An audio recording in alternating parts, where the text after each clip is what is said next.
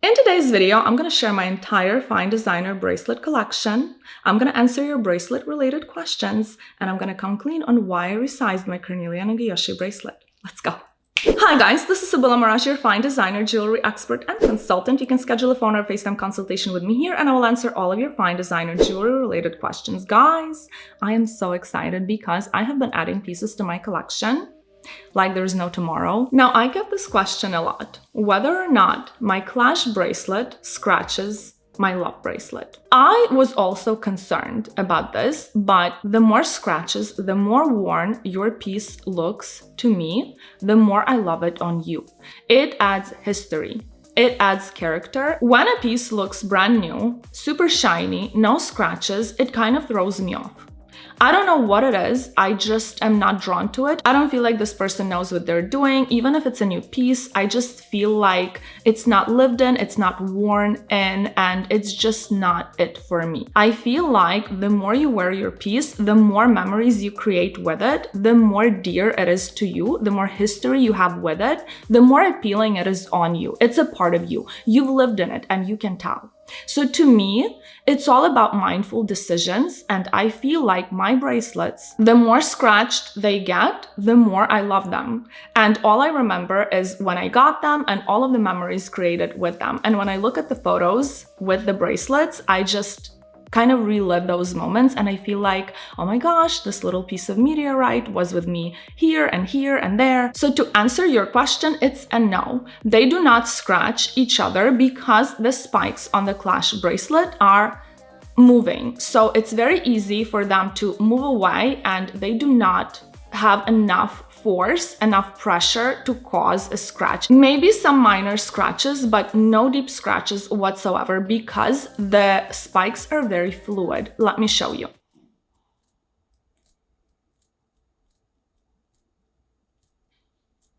My hands have lotion on them, so don't mind the fingerprints. I already pre-filmed my bracelets on, but it's very hard because Onyx picks up fingerprints the second you put it on. It's not even that it's a fingerprint, it's more of a skin print. So Onyx is more high maintenance because you need to constantly have your little microfiber cloth in your car, in your bag, and you constantly need to make sure that it's polished and it's shiny. And also carnelian. Carnelian is the same, but chalcedony and malachite and mother of pearl are more forgiving because you can't really tell because of the color and the shimmer and the pattern, and the same goes for tiger eye. So what bothers me the most about my 3 carnelian bracelets and my onyx bracelet is that you constantly need to make sure they're clean, because when you move your wrist, your bracelets will catch light and it will look so dirty and ugly, even though you just put them on and they were clean a second ago. So you need to make sure to keep a little microfiber cloth in your purse, and Van Cleef discontinued their microfiber cloths. It's like, how low can you go? Seriously, comment down below if you've noticed when they downgraded the paper for their receipts. Because my old receipts from Van Cleef, they're so thick, they're so glossy, they're so expensive to the touch.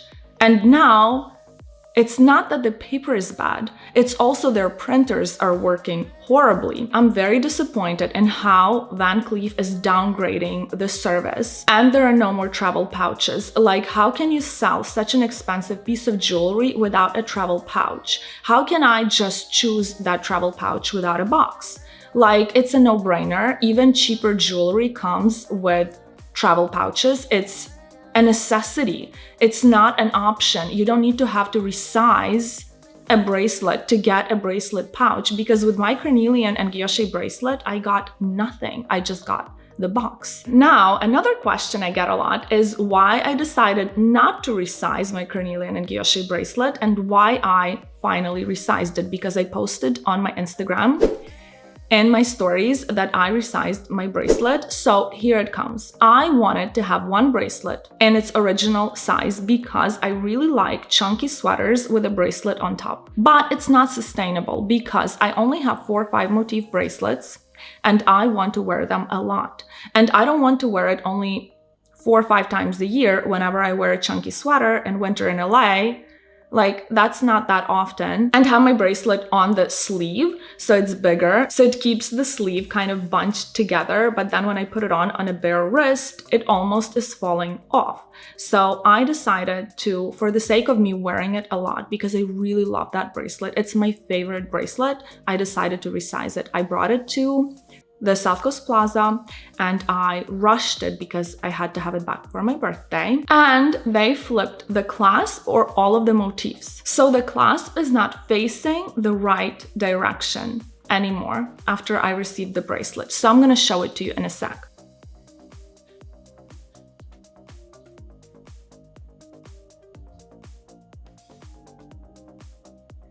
As you can see from my diamond and guilloche bracelet, the clasp is facing the other direction, which is bothering me because I know exactly how to put my bracelets on. And I always make sure that the front of the bracelet is facing forward because I don't want any skin prints on my bracelets. So this has been an adjustment. I don't know why they did it on accident or what happened, but I feel like either all of the motifs got flipped at some point or the clasp, because they shouldn't touch the clasp. I don't know how it got flipped in the other direction. It's insane to me. I resized it to be a size 17, so now I wear it, I stack it with all of my bracelets, and I have one wrist that is more casual and one that is more girly and feminine and is more for going out with my girlfriends, going on a date and looking very princessy and girly. So that's my right wrist. And I don't wear all of my bracelets, of course, all the time, but my love and my clash bracelets live on me and I highly recommend them. Because when you recommended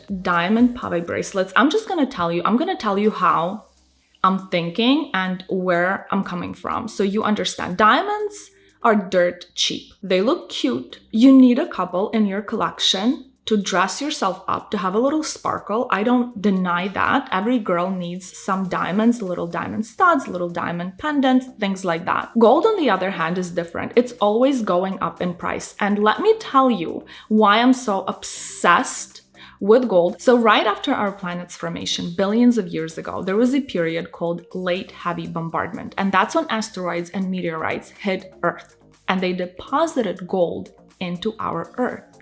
And that's why gold is so romantic to me. It is beyond romantic to me to know that my bracelets, whenever I wear my gold pieces, I'm wearing a little piece of a meteorite that hit Earth billions of years ago.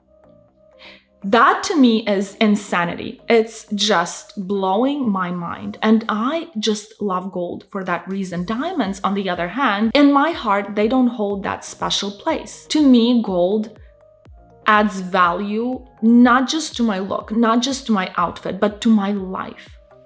I just feel on another level. So gold to me is where it's at. So now having these bracelets, I feel like I am set. I am done. I have my love cuff, my love bracelet, my clash bracelet, and I cannot stack my love cuff with the other two because it is in a size 17, but it is more pressed, it is more oval, it is more elliptical because it is a cuff. It's supposed to stay on your wrist, so they run small, and the clash and the love bracelet will travel over it, so I do not wear them together on the same wrist. My Diamore bracelet never leaves my wrist. The same goes for my white gold guilloche bracelet. Those are always on. My Trinity cord bracelet and my onyx bracelet are my evil eye bracelets because onyx absorbs and transforms bad energy into good energy. And the red string, of course, is protective, but I do not wear them all the time. Mainly when I go to school. For your crystal bracelets, you need to charge them, put them in the sun for an hour or half an hour every week, and the sun will cleanse them as well as recharge them. That's what I do with my crystals. They're living crystals, so when you talk to them, they understand and they will give you whatever you ask of them. And if you don't, then you're just wasting their energy because they're there to work for you and you can always rely on them and use them. And I feel like they're also very valuable and they're not as expensive as diamonds. So you can get them for a cool look and you can get them for protection. Why not? I have clients coming to me choosing diamonds all the time, and of course I help them and I'm gladly dissecting diamonds for them because I've studied them and I know a lot about diamonds, and of course based on my experience I will give them the best advice. But to me, for my life, it's not worth it. For the wear and tear on my diamond and guilloche bracelet, guys, it is very scratched, but it's okay because diamonds kind of make up for the lack of luster. So I just make sure that the motifs with diamonds are facing forward, and that's all I do. And a little tip, if you have this bracelet, you need to size it to be your perfect size because it will flip. If it's too big, the diamonds will flip and they will be facing inward, and you don't want that. You want the diamonds to shine, so you want the size to be spot on. Guys, let me know what you think in the comments down below. Thank you so very much for watching. If you found this video interesting, entertaining, or helpful, give it a like, subscribe to my channel, comment down below, and I will see you next week. Bye, guys.